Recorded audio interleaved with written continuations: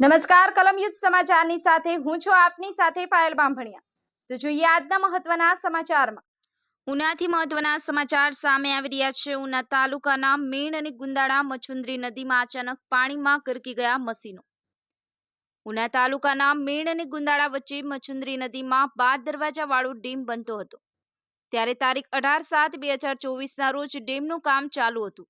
ત્યારે Hitachi machine તેમજ tractor નદીમાં ડેમના પાયા 200 ફૂટ ઊંડા ખાડામાં હિટાચી મશીન જતા તેમજ ટ્રેક્ટર પાણીના પ્રવાહમાં ગરકાવ થતા ડેમનું કામ કરતા મજૂરો બહારથી 13 મજૂરોનો આબાદ બચાવ થતા આમ જંગલમાં વરસાદ થતા કોદિયા મચુંદરી ડેમમાં પાણીનો પ્રવાહ વધતા ચોમાસામાં ડેમનું કામ કરતા મજૂરોનો ચમત્કારી બચાવ થતા અને લાખો રૂપિયાનું સાધન સામગ્રીને નુકસાન થતા ડેમના કોન્ટ્રાક્ટરોની બેદરકારીને લીધે નુકસાન થયેલ। આમ અધિકારીઓ ઓચિંતાની તપાસ કરે તો કૌભાંડ બહાર આવે તેવું લોકમુખે ચર્ચાઈ રહ્યું છે। રજાક નાયા, કલમયુદ્ધ સમાચાર, ઉના।